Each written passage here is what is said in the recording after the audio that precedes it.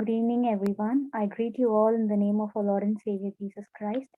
As we all know, we are entering a new week with a new topic. I hope you all are excited. Before we could move in, let's pray and start. I'll be doing the prayer today. Let's pray. Our Heavenly Father, we commit ourselves in your mighty hands, O Lord. Thank you for this wonderful evening, Father. In this new day, on this new occasion, Father, we commit Billy Uncle and all the participants in your mighty hands, Lord. Help us all to be benefited by this new study, by this new chapter study, Father. Help us to learn more about your word and help us to be bold and courageous to accept the word and help us to always remember that you are by our side and nothing we face is extremely sad or nothing, Father. It is always you who are beside us and help us always to be your children forever with faith. I commit everything unto your mighty hands, Lord. Help the others also to join the study as soon as possible in their busy schedule. They are joining the study, Father. Help them and bless them in all the ways. I pray through Christ our Savior unto you, Lord. Amen. Now let's listen to a short description about the book Colossians. I request Sam to do the book description.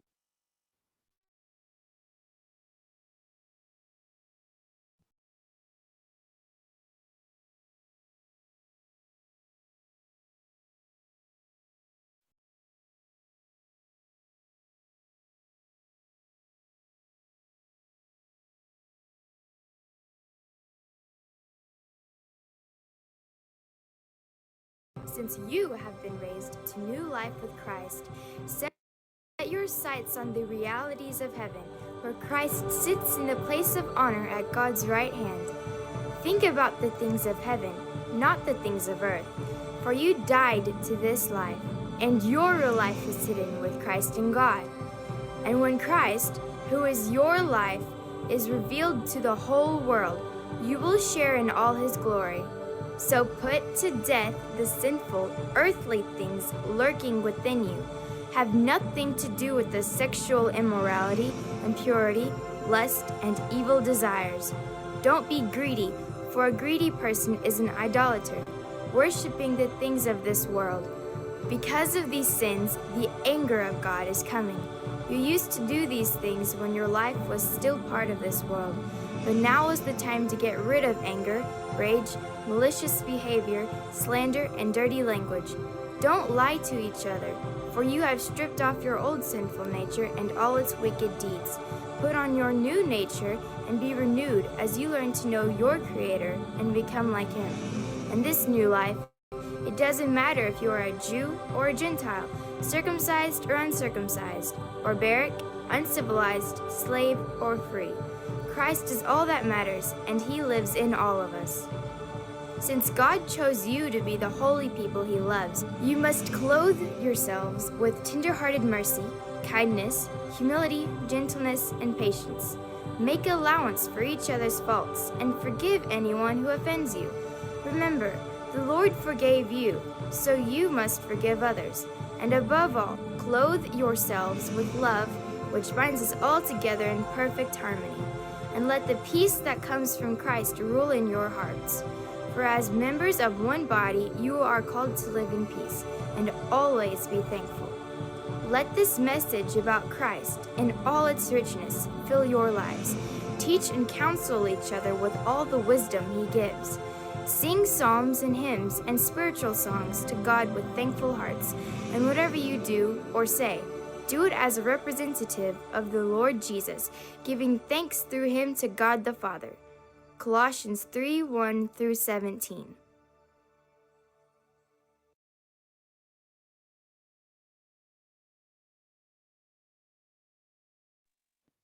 Okay.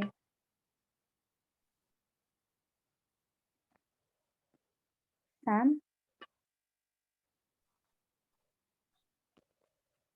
Uncle, am I audible?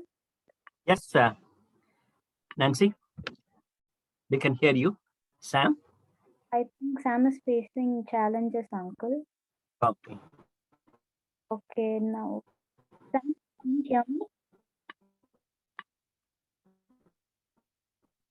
Okay, I don't think he can do the descriptions, okay? Yeah. Okay. Hello. Am I audible, Nancy? Yes. Yes, we can hear you, Vasni.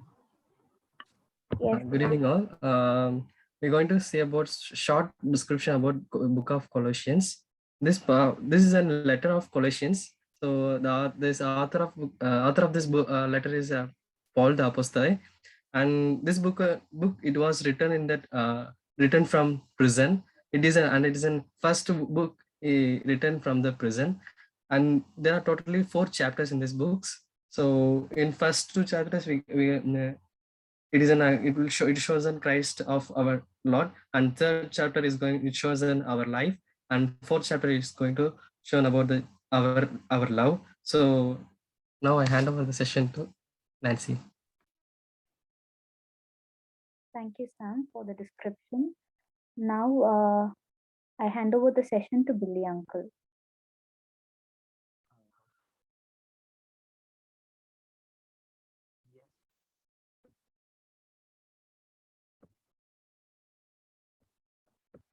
Thank you so much, Nancy and Wesley.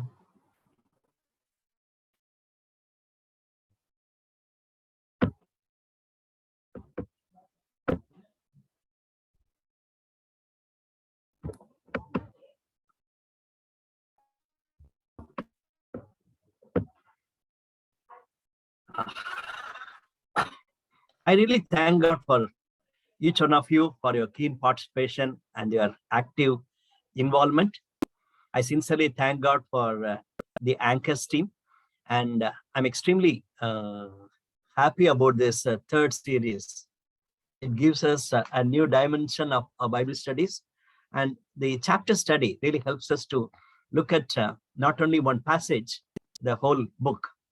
I didn't ask anything, but both Sam and Nancy have planned it in such a way that they can talk about it along with what Sam has shared.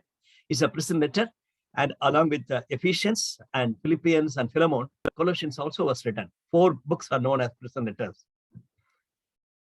Definitely, Colossians and Ephesians should study together.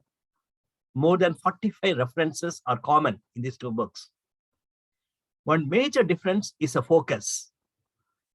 Same author, different congregations.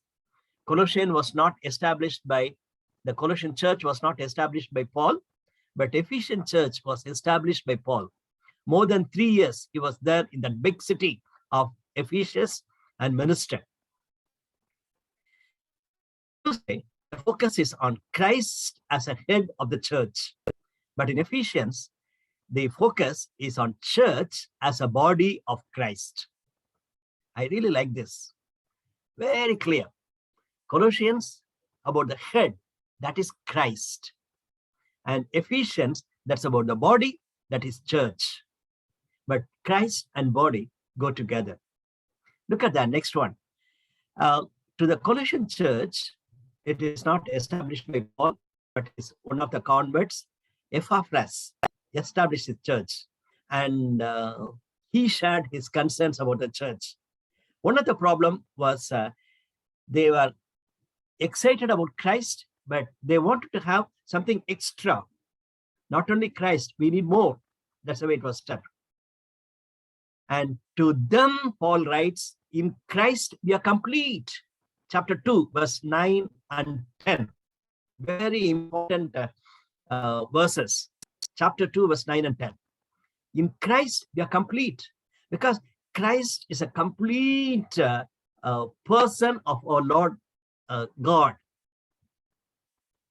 And don't add anything or don't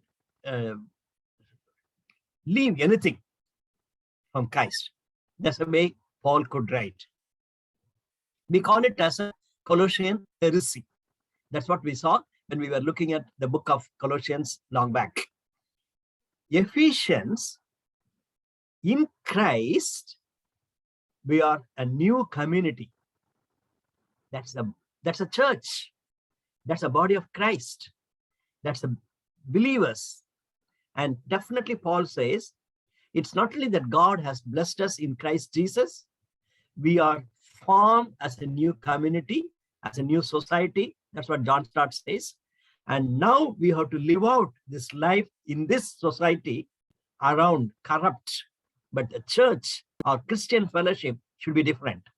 That's the way he says. So with that background, we need to look at chapter 3. Definitely what Sam did is right. When we look at one chapter, we need to know the content of the book, the background of the book, and even connecting with other writings. So I consciously decided to share about Ephesians and Colossians so that we'll be excited of the message which we receive from Colossians that chapter. On Mondays, we have these 3 questions. I don't know whether you are excited, but personally, I don't want to make it boring that every Monday we have this 2 questions repeatedly coming. Find out how we can divide this chapter and what could be the title you can give. If you already read it, definitely you can easily come out with your own points. You are not wrong. Please share your points. We'll be very, very happy to hear from you. Otherwise, even you can just put it in the chat box so that dear Nancy and Sam can just read out for me. Today, the third question is, what are some of the contrasts we can note down in this passage? Okay, let's hear God's word. This is Colossians chapter 3, verses 1 to 17. We are not in a position to hear the whole chapter, but let's hear first 17 verses. But we are going to study the whole chapter together. So I want you to come out with a broad outline for the whole chapter. I'm extremely happy, dear Janusha from Nagercoil. She is reading this passage for us.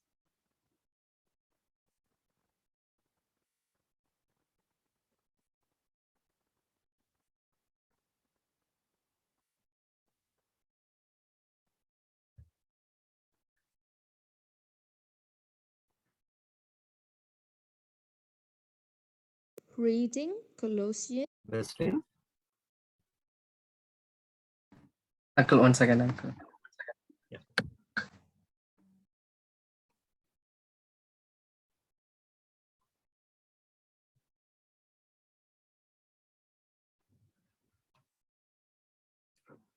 Nancy, is it audible? No, No. Sam.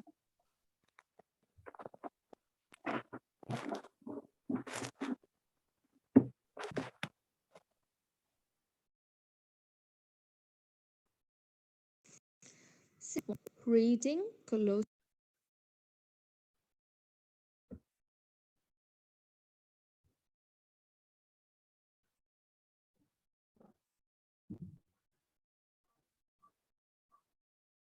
Uncle, if you stop your screen, then only I can share my audio. Oh, I see. Okay.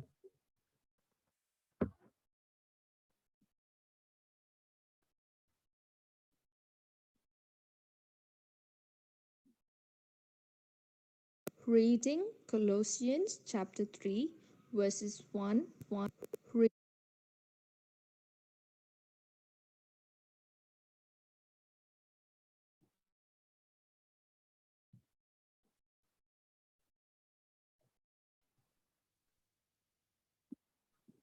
Sam? I think there is some problem. Okay, leave it, Sam. Uncle, shall I read it? Yes, Nancy. That's a good option. Colossians chapter 3. Sam, you can stop sharing. Okay. Bible reading is taken from Colossians chapter 3, verse 1 to 17. Since then you have been raised with Christ, set your hearts on things above, where Christ is seated at the right hand of God. Set your minds on things above, not on earthly things. For you died, and your life is now hidden with Christ in God. When Christ, who is your life, appears, then you also will appear with him in glory.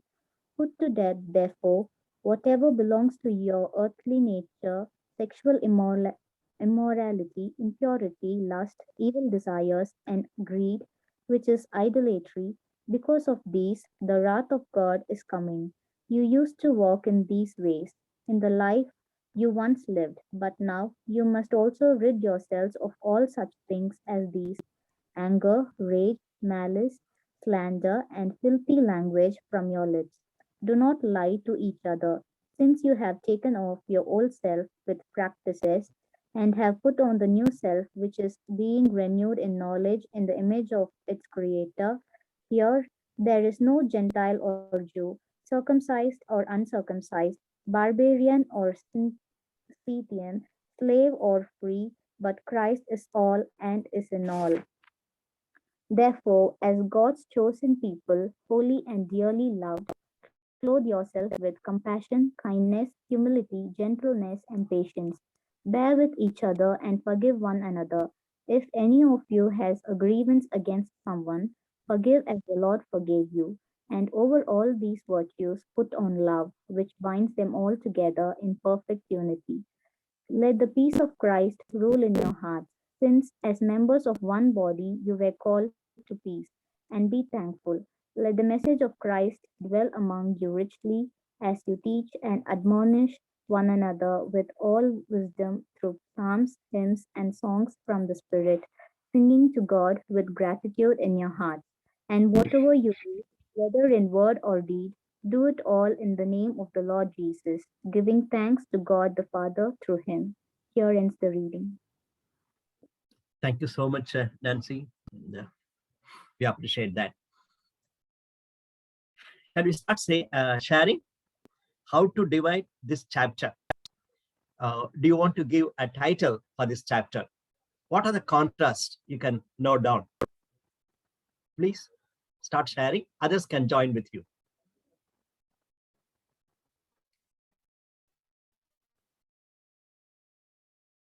Anyone? Uncle Krishnaka, she shares she's give a title of instruction to lead a holy life. And me sister, she's mentioned as verses 1 to 17, but she 1 to 17, then 18 to 22, uncle. Thank you. Thank you. Good possibility. Thank you, Christina. Others?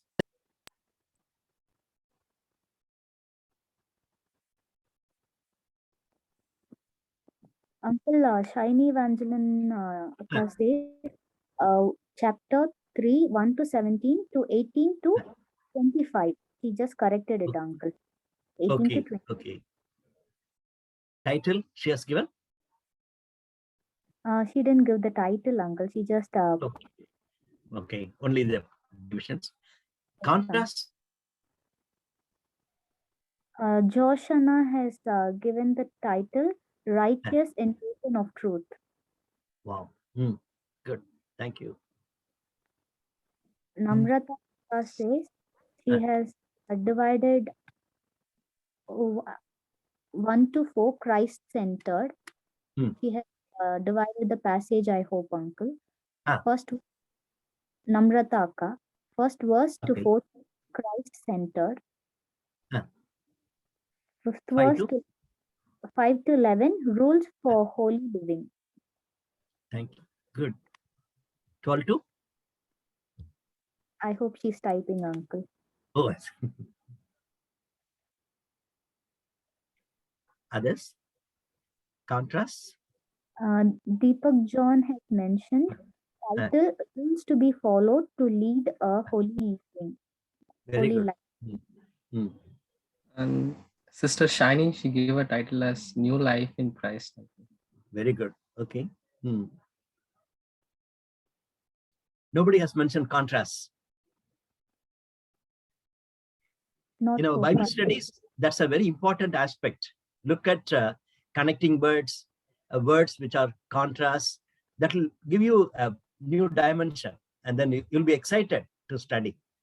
I'm not asking just for the sake of asking, but just to encourage you. When you have your Bible studies, during the observations, words are very important, and contrasts are so important. Then you'll get a message which comes out of the passage nicely. Uncle? Yes. Sister Shiny, she's mentioned contrast is an put off old, and self, it's put off old self, verses 5 to 11, and put on new self, verses 12 to 14. Thank you. That's very good. Good contrast.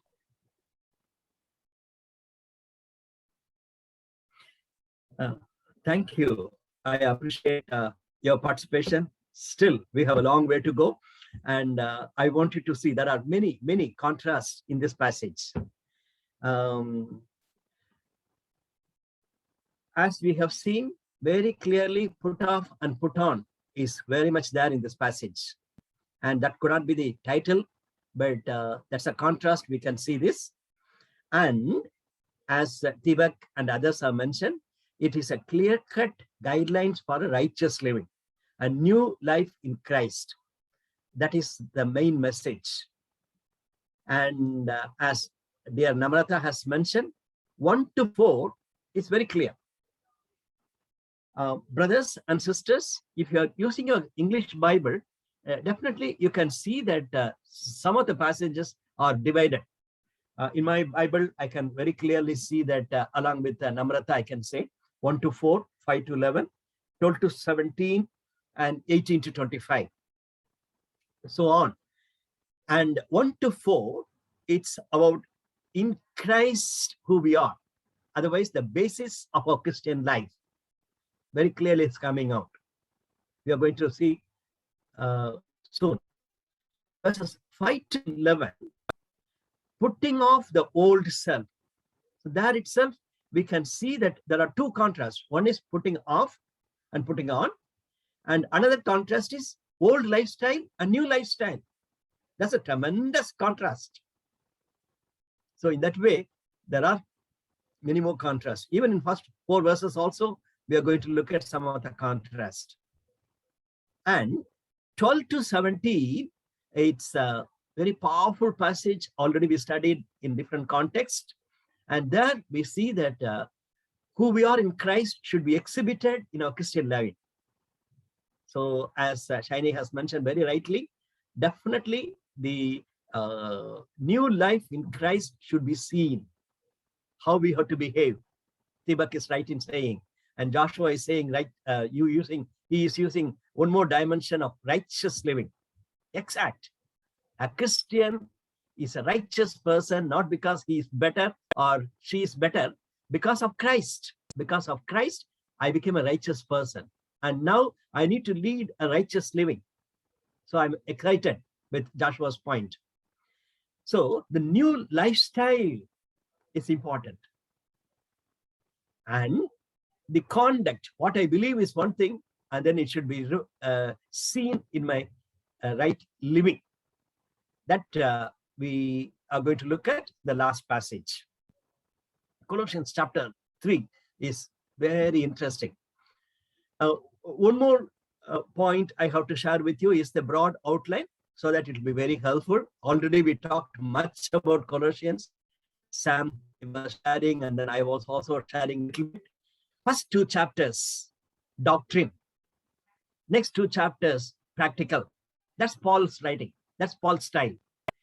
He talks with the doctrinal teaching, and if so, how we have to behave. So here in Colossians, the doctrinal teaching is supremacy of Christ. Christ is preeminent. Christ is pre-existent. And in Christ, we are complete. If you look at Christ, he's triune God. These are the thoughts he wanted to communicate to the church at Colossae. Supremacy of Christ.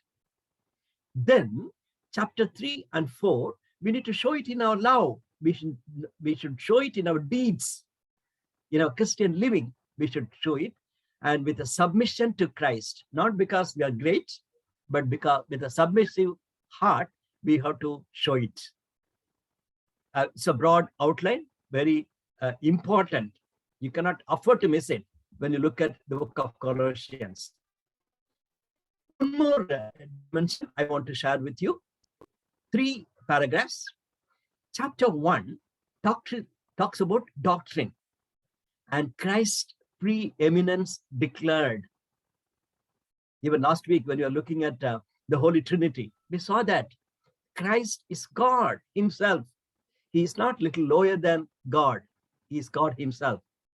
And Christ is not coming in Matthew.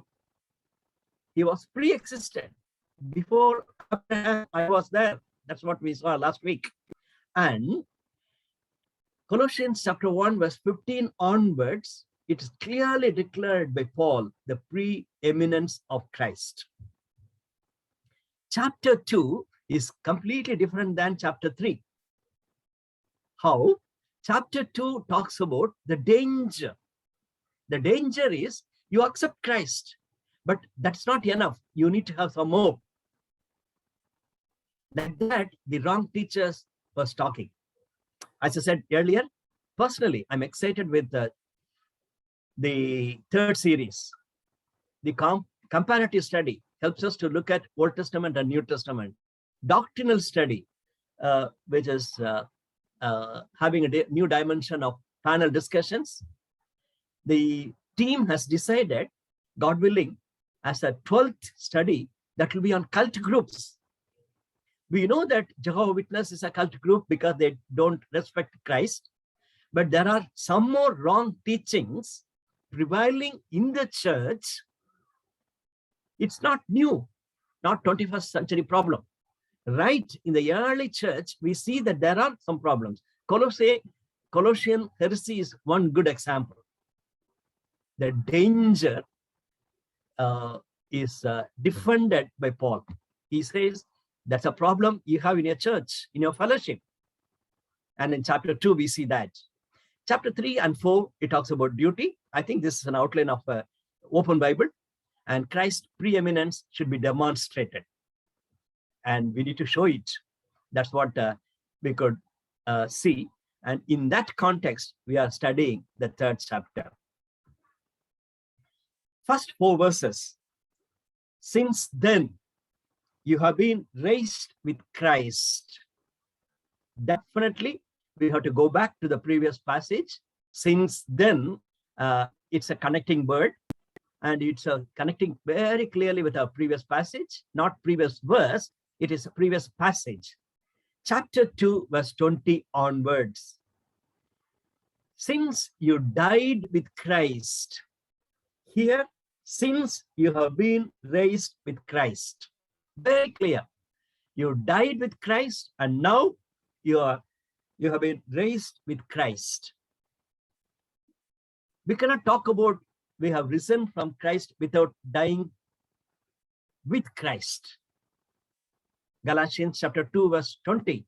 I'm crucified with Christ, dead and gone, but now I'm living. It's because of Christ. Galatians chapter 2, verse 20. Here, Colossians chapter 2, verse 20 says, since you died with Christ to the element, spiritual forces of this world, why? As though you still belong to the world.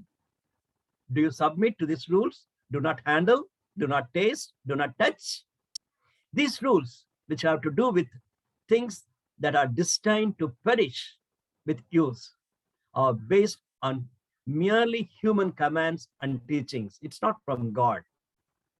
That's the way he was talking in verse 20 of chapter 2. But here in chapter 3, he starts with a new dimension. You are not only died with Christ, now you are risen with Christ. A very powerful passage for Easter service. I'm sure if you have attended any Easter services, definitely this passage would have been read. Even personally, I want to encourage you, if you get an opportunity to share God's word during that Easter time, you can take Colossians chapter 3, verses 1 to 4. Very powerful passage to say, Jesus is risen. That is the great truth. And now, if that is true, you are also risen in Christ. You have to live like this. That's what the Easter message all about. Not only that, look at here, it says, set your hearts on things above, where Christ is seated at the right hand of God. Set your minds. I like that. Set your heart and set your mind. First one, you seek. Second one, set your mind. Otherwise, heart, feeling, and mind both should be touched to take our will to decide for God in Christ Jesus. Three things: our feelings, our mind, and our will. All are committed in Christ towards God. I'm afraid Christianity become a more of a religiously feeling type. When I'm attending a worship service, and when I'm attending a convention, when I'm attending a Bible study like this, or when I'm hearing a very meaningful song, I'm excited. Praise God. God. Nice feeling. But don't stop there. That feeling should really lead us to have more commitment towards God, using my mind. Sometimes we feel very sad. Sometimes our spirit goes down. That feeling, should not be stopped there. The truth is, you are a child of God. God's word is with you. The Spirit of God is in you. Why you should feel bad? Your feeling may say that, my dear friend, you have lost your connection with God. Your feeling may say that now you're gone, completely out. But remember, your feeling is not an important thing. Set your mind. Set your mind. Even tomorrow, we are going to study a very beautiful contrast from Old Testament and New Testament about law. Law, just not in words, it is in spirit, in our mind and in our heart. Let's look at tomorrow more in detail. So these 4 verses are very powerful passage. I know I'm not taking full justice to these 4 verses, but you have to think about it. Present and future is contrasted. Presently, you seek and set your mind. In future, it's going to happen. For you died and your life is now hidden with Christ in God. When Christ, who in your life appears, then you will also appear with him in glory. What a beautiful contrast it is. Now I think of my present life with all my challenges and struggles. But I should not forget, a day will come when Christ comes, my life will be different. That's one of the greatest truths in Christian belief. Other friends don't have that. They talk about moksha, they talk about heaven and things like that, but their understanding is different. But here, I'm not only concerned about my holy living in the present age, even in future, I have a hope. That hope should lead me in my present life. And as I think Namrata mentioned, self-oriented, very right, very right. I need to be Christ-centered, God-centered. That contrast is also very much there in 4 verses. And let's go forward. Verses 5 to 11 can be connected. If you want to divide this passage, very much possible.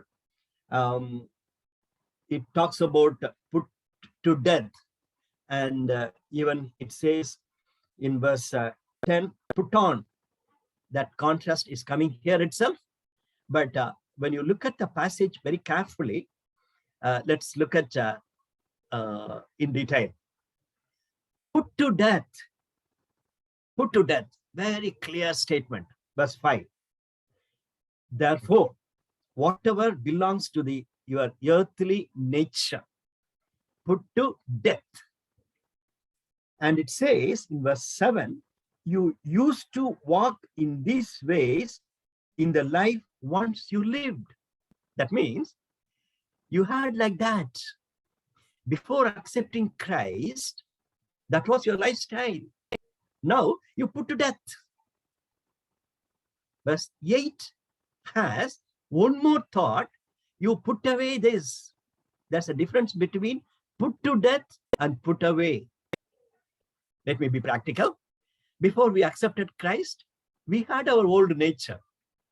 Maybe sinful things, sex-related matters, or it could be in money matters, or it could be our pride, or outward sins, like a lustful more things like that. When I accepted Christ, I felt it's wrong. As we read in verse 7, you used to walk in that way. Then you put to death. Now your life is new. Verse 8 talks about the process should continue.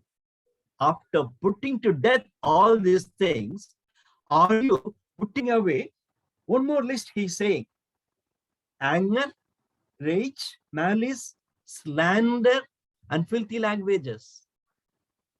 My concern is Christian workers, believers, evangelicals don't think of anger is equal to what sin we had in the past. Some of us as pastors, as Christian leaders, can say that I am not involving in bad and big problems, big sins. Oh, this is okay. Very wrong, very wrong. My dear young friends, kindly note down. I thank God for you because you have a real transformed life.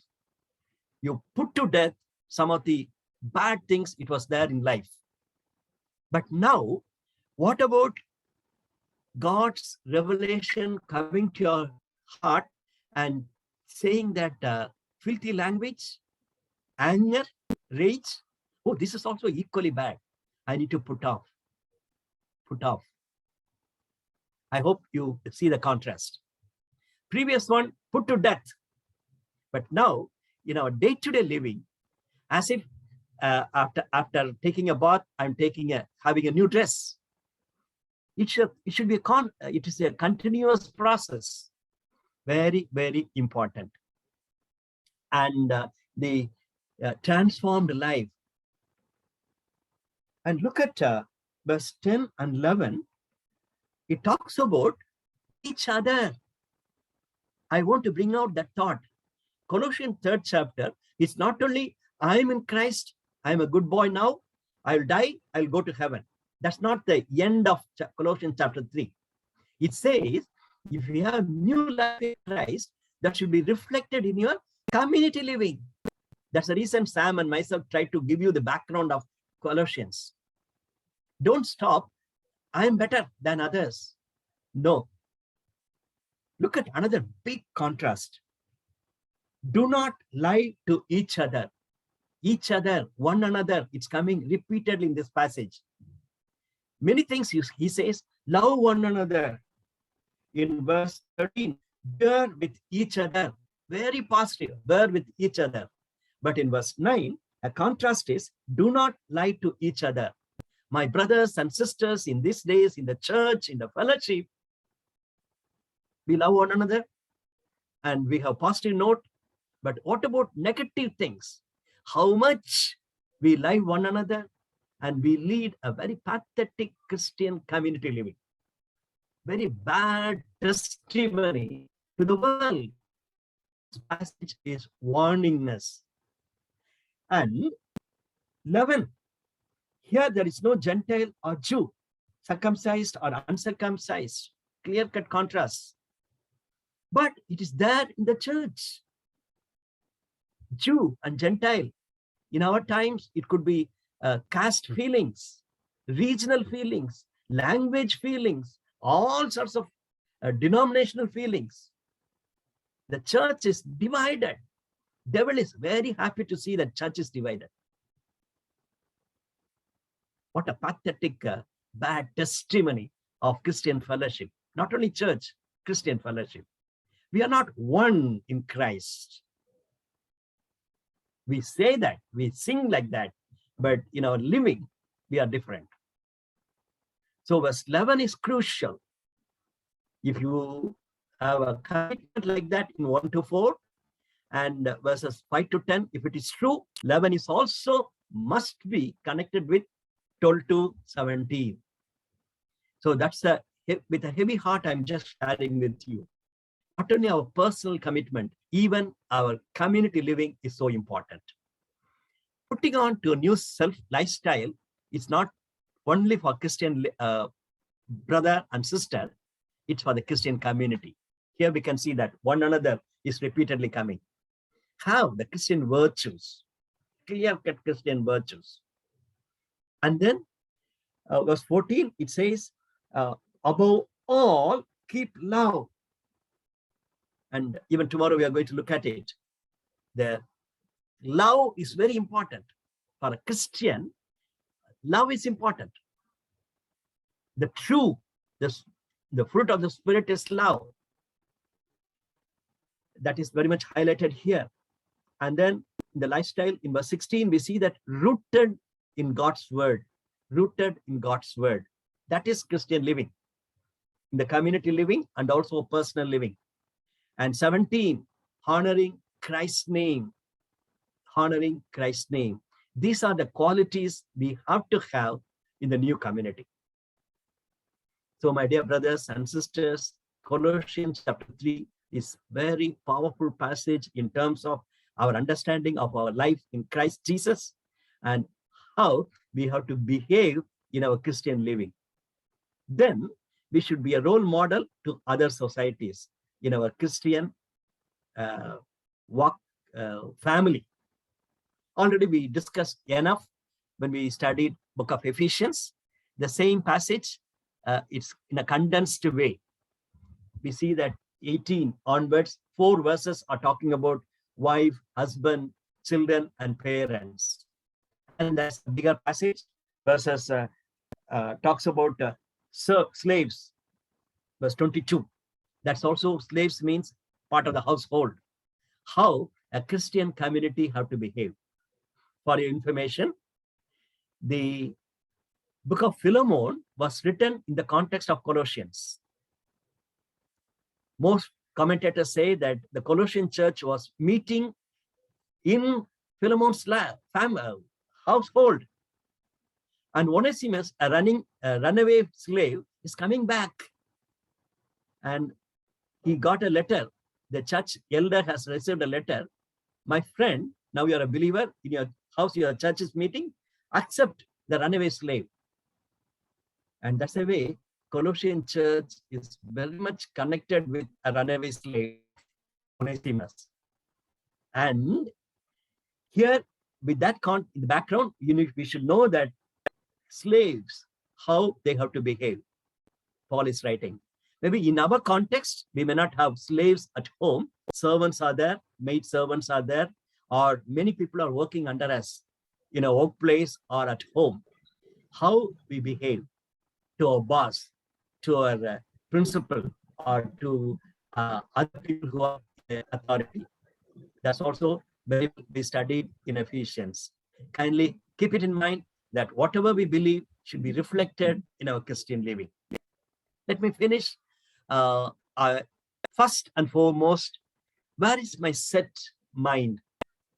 Am I keeping my mind on high things, or in my day-to-day struggles and what all the problems I face in the home and in the church and in the society? Please consider, we have to keep our mind on high things. In our day-to-day living, how much I'm experiencing putting on the dirty things and consciously working on having a new dress so that as a community we'll be living. Remember chapter 3 verse 10, we talked about it earlier. The new self is a church. Consider that. Colossians chapter 3 verse 10 talks about the church, a new community, not alone. And how much as a community of God's people, we are genuinely concerned about others. Or are we putting them down, or are we building them up? So Colossians chapter 3 talks about 2 or 3 things very clearly. Number 1, in Christ we are risen and our life should be risen. And then we have work towards putting off and putting on, so that as a community of God's people, we will live out a happy, pure love and peace, loving life, so that God's name will be honored through our life and through our family and through our community. Thank you. Over to Wesleyan and Nancy. Yes, Nancy. Now it is the time for questions. You can share your thoughts or your questions. Either you can unmute or you can put it in the chat box. I will help Uncle to read them. Okay.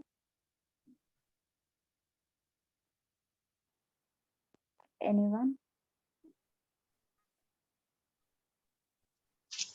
I have one question, Yes, Christina. a small one. Since we are reading the Colossians chapter 3, it says that you should wear the clothes of righteousness, kindness. But in today's world, if you see where it is happening as per the word of God, as per the Bible, that the believers will be attacked. So my question was regarding it, that if you see the normal people who are roaming outside, even though they don't believe in Christ, but they're idols, they think their worshipping are the strongest than our community, our Bible, I mean to say our church, our Christianity. But you know what they're doing? They are like, okay, they have seen a person is a believer and they're throwing acids and so many things everywhere. What kind of clothes are they wearing?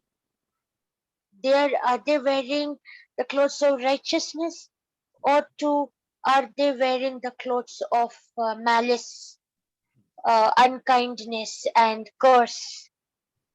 It's like that. My question is that one. That's right. Thank you, Christina. First of all, I have to tell you that it is not a small question. It's a very big question. That's a major concern. See, we talk that we are a Christian. Basically, Christian means the one who is living with Christ. And then only we have other descriptions, believer, anointed person, all sorts of things we can say, right? If you are a Christian, if you are a disciple of Lord Jesus Christ, first and foremost, you should have salvation. The righteousness comes as a salvation to us. We were doomed to death. If we live like this, we are eternally going to be in hell. But because of Christ Jesus, we have received a new life. So I have a right relationship with God, Romans chapter 5, verse 1. So that righteousness comes not because of my good deeds, Ephesians chapter 2, verse 8 and 9. It's because of God's grace. And now I'm having a right relationship with God. So first and foremost, the people who are not behaving properly, they don't have this assurance of salvation. That type of a commitment that I am a child of God. I am a disciple of Lord Jesus Christ. Number two, in this passage, very clearly, I'm very happy that Krishna has asked this question, because I'm going back to the same passage, Colossians chapter 3, verses 15 to 17. Very clearly talks about peace of Christ. Verse 15, peace. If you experience peace with God, you will have a very peaceful person. If I'll fight with you, then you can see my face and then you can see my behavior, because I'm not peace with you. Same thing, if I have peace with God, my behavior will be different. If so, then I need to have peace with one another. That's verse 15. Verse 16 says, not only you have peace with God, word of Christ is dwell with you. If I allow the word of God to come into my heart, it's something like the light comes to this room. First one, it is bit one tube light. I can see small things. And then when it's the light is powerful, even I can see a dirt, I can feel very bad. My God, in my heart, such a dirt is there. Earlier, I thought only the chairs and tables are there in my heart, because with that light, I can see this. Now, with the word of God coming more and more closer to my heart, it brings fear in me, even just a lustful look. and small thought says, what a man you are. You say that you are a righteous person, but you are, how I got it? It's because of word of God. 3:16. 17 talks about you can speak, you can do anything. If you do it in the name of Christ, you'll be a different person. So that's the way I look at Krishna. If people are saying that righteous, it is not simply putting a new dress. The righteousness of God comes through Christ Jesus with the help of the Holy Spirit and with the help of the God's word. Then only I can live out such a righteous living. That's the way I look at it. It is not just a doctrine, it's in practice. I have to depend on Holy Spirit. I need to think of Jesus' name. I need to think of God's word.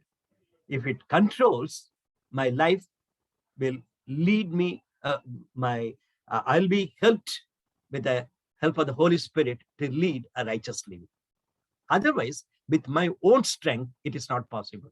Many Christians wanted to get the strength from their own spirituality, and it is not possible. Thank you, Uncle. Thank you, Christinaka.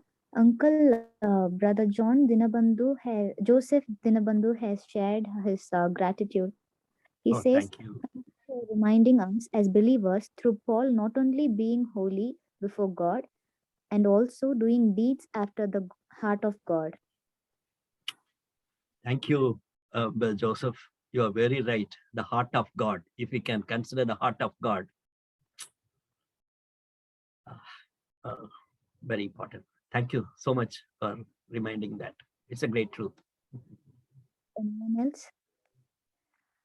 Okay, Uncle, I have a question. Yes, Nancy. Yes, Uncle. We are brought to new life as we put our earthly nature to death. Keeping this in mind, I have a question, Uncle. And then I have seen few people who transform themselves to be a humble and soft-spoken people. But then I have also seen them feeling self-humiliated and frowning themselves and staying away from socializing. How to give them right understanding, Uncle? Thank you, Nancy, for asking. Just a previous verse.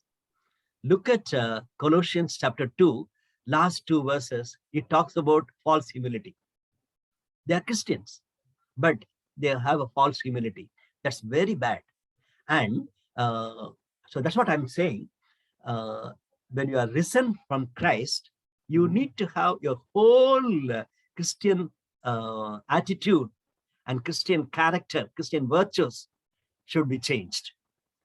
And as you said, some of the Christians are not transformed fully. In their mind, the transformation is not there. In their attitudes, there is no transformation. And for them, humility is more of a false humility. That is very bad. It is very much there. Just 2 verses before this passage, Colossians chapter 3, verse 1. So these are all not very much against the Christian teaching. That's what Paul was telling. But we know pride is a very bad thing. Pride God does not like. But at the same time, false humility, it's very, very bad. Very bad.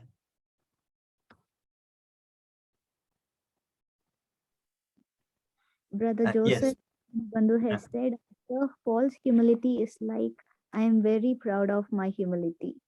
Very sad. That's very true, very true. That's very much possible. We may be proud in our humility. No use, no use. But what to do, Uncle, if some people are not aware of their false understanding about humility? And they tend to be like, this is only my humility. I won't socialize myself. If I go so, it will project my inner self that is being equal to being proud of myself. So I won't do that. What to tell them, Uncle? So I would suggest, Nancy, because you asked this plain question, I would suggest if you can study with them Colossians chapter 3, verses 12 to 17. If you have the right understanding of this passage, chapter 3, verses 12 to 17, definitely our perspective on our Christian living will completely change. 12 to 17. Not only for them, even all of us have to sit and study this passage in detail. It will not take just a few hours. It will take even months also to have a thorough study of Colossians chapter 3, verses 12 to 17. If we can practice what we read in this passage, definitely our life will not be like the life which we were leading earlier as a believer. To that level, I would say. So it's a very powerful passage to study. So only God's word and God's spirit can help us. And we need to say that Christian community should be the focus. It says very clearly, because we are part of the Christian community, how we have to behave. In verse 15, you can see that. So we need to really help them to say that your life is not alone. You're part of God's family, and God's name should be glorified in your community living. That's the way we have to tell Nancy. And again, I'm saying verses 12 to 17 is a very powerful passage to have a Bible study with them. Thank you so much, Uncle. Also, Brother Joseph Dinabandhu has said, I feel one of the saddest verses, and Samson knew not that the Spirit of God had left him. Thank you, brother, for that example also. I hope that answers my question. That's right. Very right. If no one is having any question, we'll move to closing prayer. I request Shiny Evangeline from Andhra Pradesh to do the closing prayer. Okay, let us pray. Gracious loving Father, we come before your grace of throne with a humble heart. Lord, thank you for bringing us together to study your word, Billy Uncle. Lord, once again, we thank you for all those who have joined today. Lord, thank you for the precious lessons from Colossians 3rd chapter. Lord, thank you for reminding us once again that we have been raised with Christ. Lord, help us to set our hearts and minds on things above, not on everything slip. Lord, help us to put to death our earthly nature, our own lifestyle, and help us to put on the new self that is given. Lord, may we live a life that brings glory and honor to you. I commit each of us into your hands. In Jesus' name I pray. Amen. Thank you, sister. Thank you, everyone, for joining. I hope you all you would join tomorrow's comparative study. Thank you, everyone. See you all tomorrow.